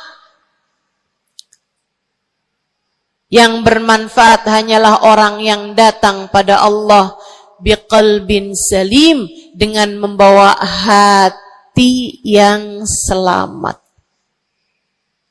Karenanya siapapun di antaramu yang akan menuju ke akhirat, semua dari kita menuju ke akhirat. Siapapun di antaramu yang kepengen di hari akhiratnya nanti menjadi orang yang tidak susah, menjadi orang yang tidak sedih, menjadi orang yang tidak kecewa, menjadi orang yang tidak ketakutan, menjadi orang yang berhasil. Siapa di antaramu yang kepengen di hari akhiratnya nanti berbahagia, bersukacita? Siapa yang kepengen di hari akhiratnya nanti bergembira? Pastikan saat-saat ini, saat hidupmu di dunia ini, pastikan kamu sedang menuju kepada keselamatan hati. Hatimu selamatkan. Hatimu selamatkan, teman-teman.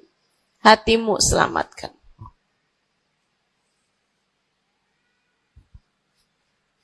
Semoga Allah karuniakan kepada kita selamatnya hati, insya Allah. Amin.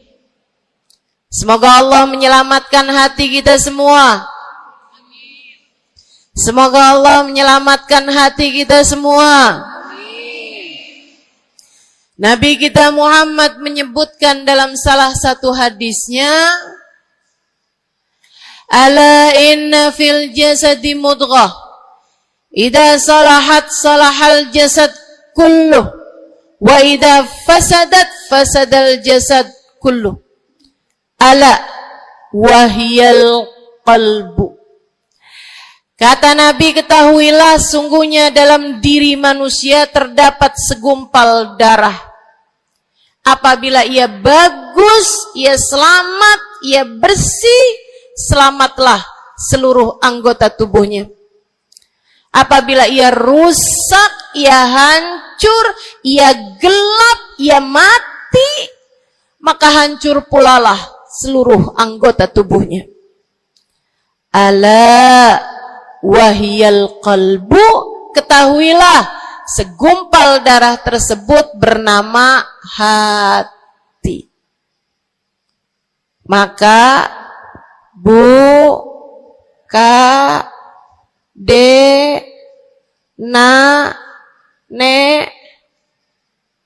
banyak nenek-nenek di sini.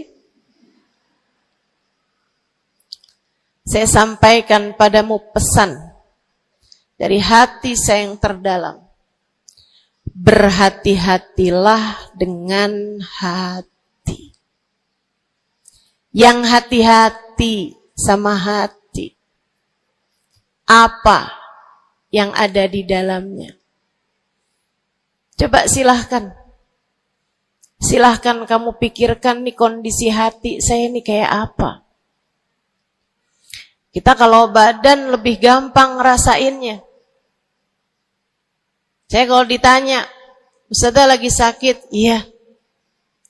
Sakit apanya Ustazah? Kaki. Saya bisa jawab. Tapi kalau kamu ditanya misalnya, gimana kabar hati kamu?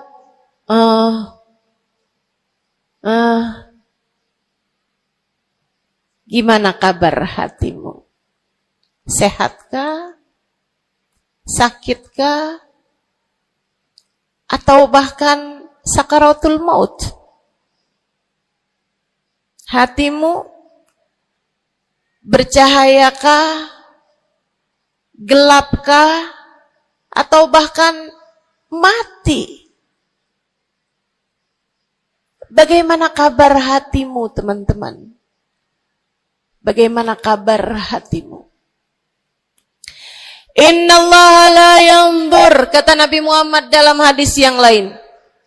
Innallaha la yanzur ila suwarikum wala ila absyarikum, walakin yanzur ila qulubikum. Sungguhnya Allah tidak melihat kepada badan kalian. Allah tidak melihat kepada warna kulit kalian. Allah nggak peduli hidung kamu mancung ataukah pesek. Allah nggak peduli kulit wajahmu mulus ataukah berjerawat. Allah nggak peduli kamu tinggi ataukah pendek. Allah nggak peduli warna kulitmu semacam apa.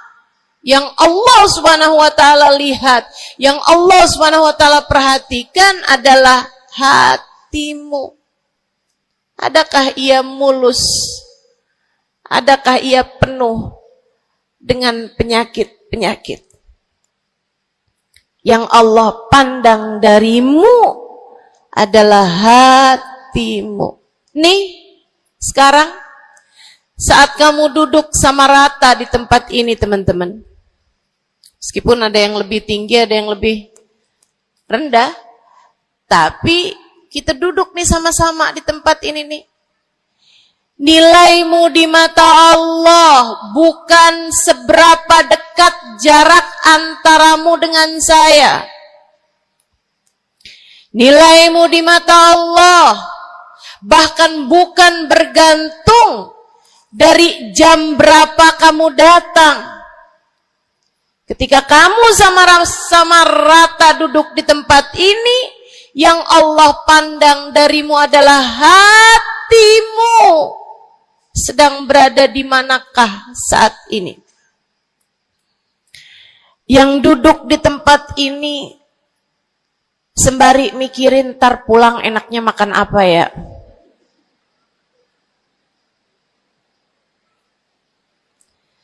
Yang duduk di tempat ini sambil mikirin, kok saya lapar ya? Iya, belum sarapan. Gara-gara buru-buru, takut nggak kedapatan tempat duduk. Gara-gara buru-buru, kepengen bisa lihat mukanya Ustazah Halimah yang viral.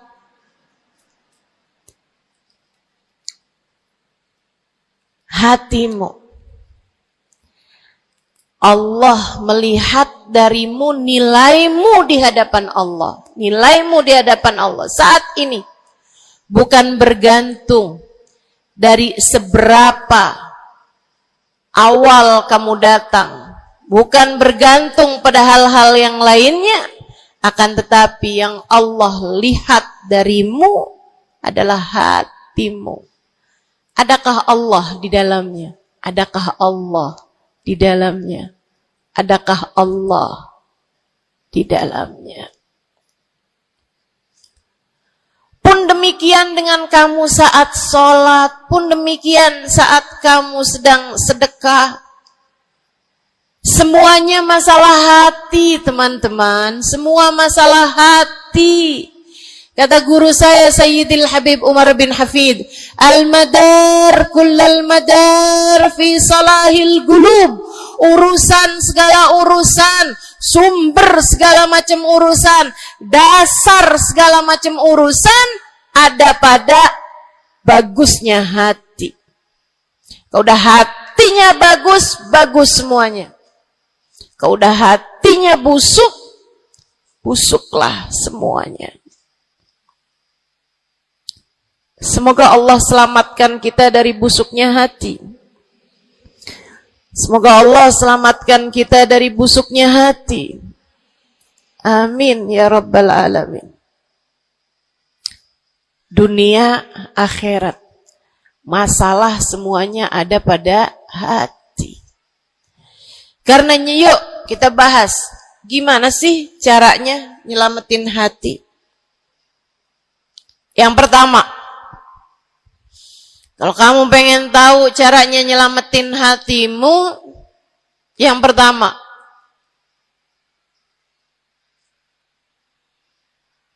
bersihkan sampah-sampahnya. Nih, kamu mau rumah itu biar bagus, biar terjaga, biar selamat. Kamu lihat dalamnya, oh banyak sampah, banyak noda, banyak kotoran. Dari mulai kotorannya cicak, ayam, sampai mungkin anjing, karena lama nggak ditempatin. Karena lama nggak ditempatin. Ada banyak di antara kita yang kondisi hatinya semacam itu. Sampah begitu banyak dalam hatinya. Ada banyak di antara kita umat Islam yang kondisi hatinya semacam itu. Begitu banyak sampah di dalam hatinya tersebut. Semoga Allah selamatkan semuanya. Amin.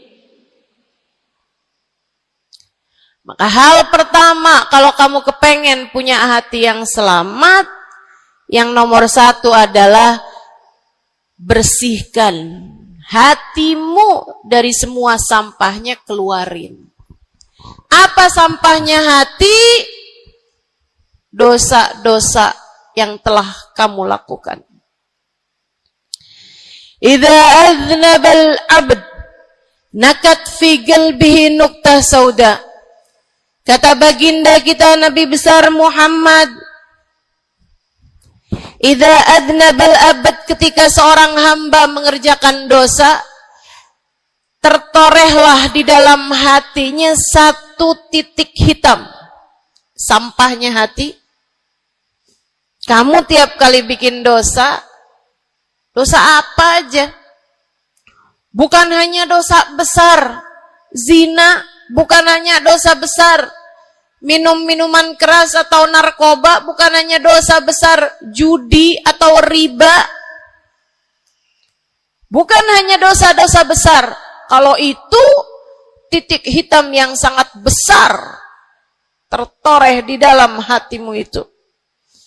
Bahkan dosa-dosa kecil, sekedar marah-marah sama suami, atau ngambil uang suami.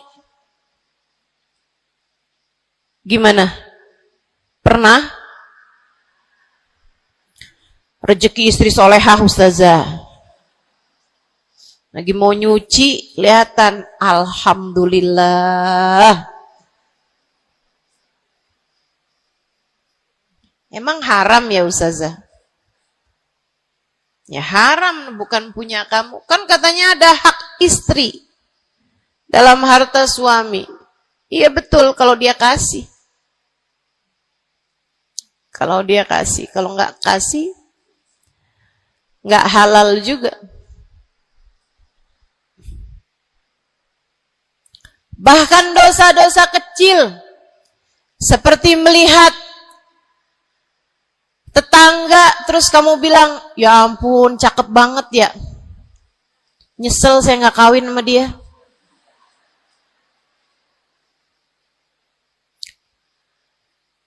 Dosa. Seperti memandang seseorang dengan pandangan menghina. Seperti membicarakan aib orang lain. Setiap kali kamu berbuat dosa, apapun bentuk dosanya, satu titik hitam tertoreh di dalam hatimu itu.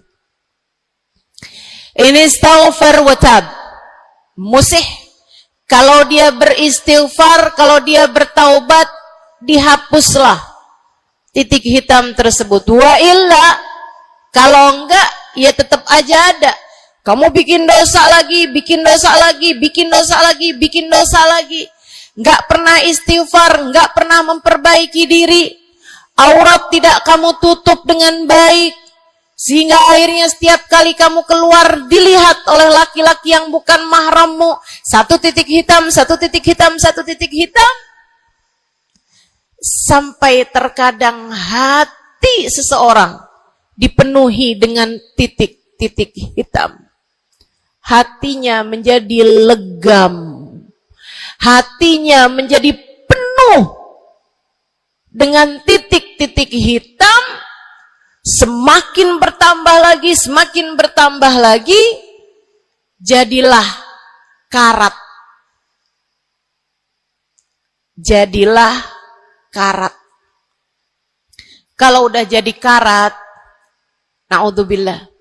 Ini yang Allah sebutkan di dalam Al-Quran. Kata Allah, kalla, a'udzubillahi minasyaitonirrajim, kalla, balrana ala qulubihim bima kanu yaksibun, kalla, innahum an rabbihim yawma idin lamahjubun. Kalla, kata Allah, balran, ada ran, ada karat di dalam hati mereka, tersebab dosa, dosa, dosa yang menumpuk tanpa pernah dimohonkan ampunan. Kalla, innahum an rabbihim yawma idzin lamahjubun. Orang kalau hidup bawa karat hasilnya apa? Orang kalau hidup bawa karatnya hati hasilnya apa ya Allah? Kalla innahum an rabbihim yawma idzin lamahjubun.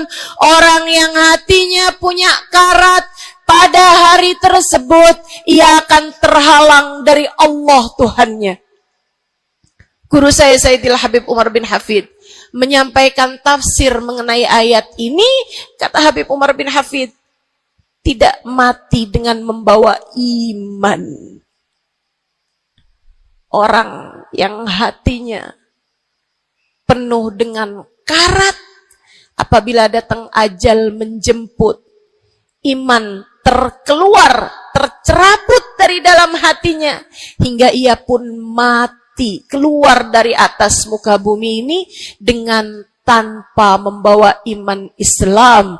Dia keluar dari atas muka bumi ini bukan sebagai hamba Allah, bukan sebagai umat Nabi besar Muhammad sallallahu alaihi wa ala alihi wasallam. Dia meninggal dunia dalam keadaan su'ul khatimah. Na'udzubillah min dzalik. Jangan biarkan karat memenuhi hatimu. Jangan biarkan hatimu, dosa-dosa yang telah kamu lakukan menjadi berkarat dalam hati.